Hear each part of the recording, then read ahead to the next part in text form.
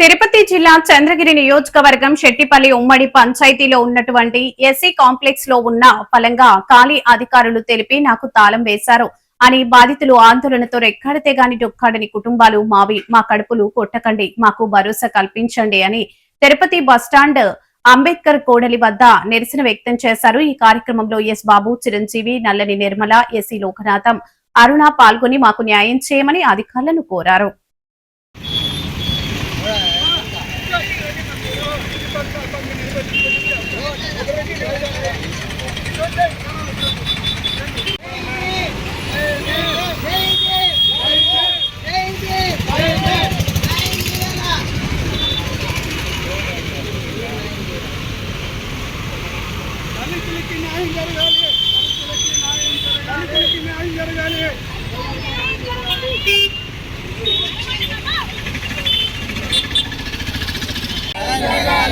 మా కాంప్లెక్స్ మాకు ఇచ్చిన రూములు ఎస్సీలకి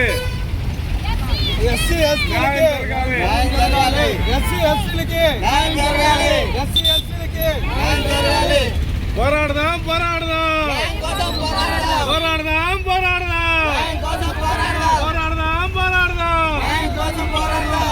మా అంగడి రూములు మాకు, మా అంగడి రూములు మాకు, మా అంగడి రూములు మాకు 50 సంవత్సరాలుగా పట్టుకుటి కోసం బతుకుతున్నటువంటి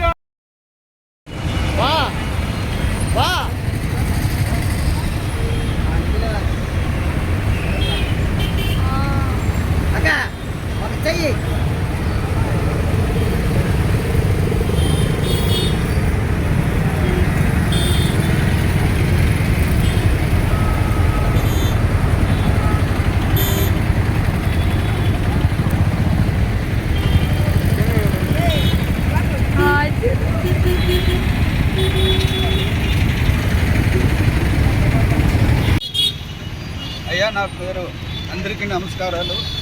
నా పేరు ఎస్ బాబు, మంగళం బ్రాంచ్ జిల్లా అంబేద్కర్ సంఘం యువజన సేవా సంఘం జిల్లా అధ్యక్షుడిగా నేను దాదాపు 20-30 ఏళ్ళుగా కొనసాగిస్తున్నాను.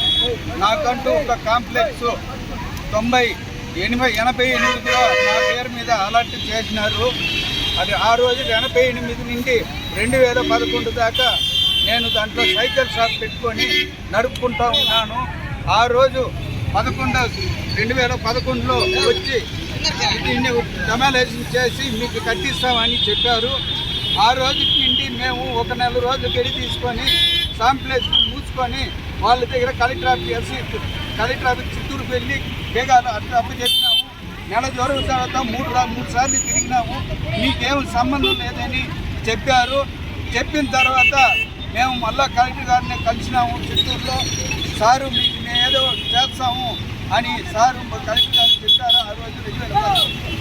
ఈరోజు 2012లో వేరే పేరు మీద నా రూమ్నే వాళ్ళకి అలర్ట్ చేసినారు. కాబట్టి 2012లో ఇది మాది అనేసి వచ్చిన వాళ్ళకి అక్కడ ఎవరైనా వచ్చి రూమ్ కాడికి వచ్చిన వాళ్ళకి చెప్పి సమాధానం సర్ది చెప్పి పంపించుకున్నాము. 2020 ఆ రోజు నుండి మేము మూసిపెట్టే ఉన్నాము. మేము ఊరు షాపు తెచ్చుకోలేదు. 2023లో అన్ని షాపులు ఓపెన్ చేసుకొని ఆ రోజుల్లో కొన్ని ఆ కాలంలో డెవలప్ లేదు. పక్కన అక్కడ జనాభా లేరు. ఆ రోజు ఉండింది ఒక 200 ఇల్లు 300 ఇల్లు ఆ రోజుల పద్ధతిలో. ఈరోజు 10,000 మంది ఉన్నారు. ఈ రోజులో డెవలప్ అయ్యే కొద్దికి జనాభా ఈ రాజకీయ నాయకులు దానిపైన కళ్ళు పెట్టి ఎన్ని రోజులుగా దాన్ని చూస్తున్నారో మాకు తెలీదు. దాన్ని కవర్ చేసుకొని ఈరోజు అనగా ఈ టీడీపీ ప్రభుత్వంలోనే 2084లో రామారావు గారు వచ్చి ఎన్టీ రామారావు గారు వచ్చి దాని పురస్కారం ఓపెన్ చేశారు. ఆ రోజు నుండి నేను 83 నుండి అక్కడే ఉన్నాను. ఆ రోజు నుండి ఈ రోజు వరకు ఎవరికి ఏమి చేయలేదు.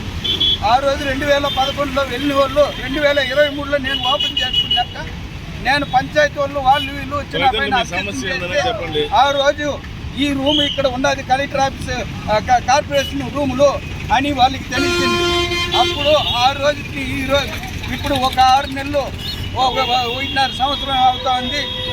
దాని ఇప్పుడు మీ సమస్య ఏంటండి? మమ్మల్ని ఇప్పుడు వచ్చి మిమ్మల్ని ఇబ్బంది పెడతా ఉండేది ఎవరు? మీ సమస్య ఏంటి? ఎస్సీ కార్పొరేషన్ వాళ్ళు పిటి మేడం, శ్రీదేవి మేడం గారు, మేఘనాథం ఈవో గారు ఎస్సీ కార్పొరేషన్ స్టేట్ జిల్లా ఈ కార్పొరేషన్ చైర్మన్ గారు డాక్టర్ విజయకుమార్ గారు, అతనికి తెలుసో తెలీదో తెలీదు మాకు. వీళ్ళు వచ్చి ఎస్సీ కార్పొరేషన్ వాళ్ళు వచ్చి వీళ్ళతో పాటు టీడీపీలో ఒక ఎస్సీ మహిళ దీని మీద ఎస్సీ కార్పొరేషన్ మహిళ మీద ఒక పోస్టు కుమారి అమ్మాయి ఆయనకి దేవపాన్లో ఉండే ఆయనకి ఒక పోస్టు ఇవ్వడం జరిగింది. ఆమెకి ఇచ్చి కూడా 1 సంవత్సరం అవుతా ఉంది. ఇంకొక 2 నెలలు 3 నెలలుగా ఆయన అయిపోతుంది.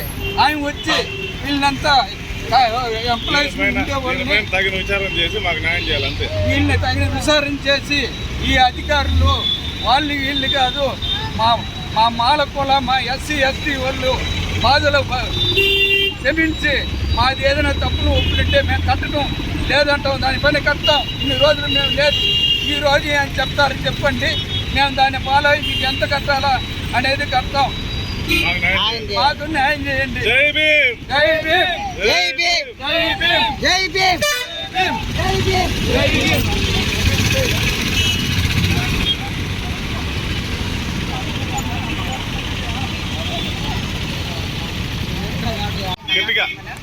అందరికీ నమస్కారం. నా పేరు నల్లాని దీపల.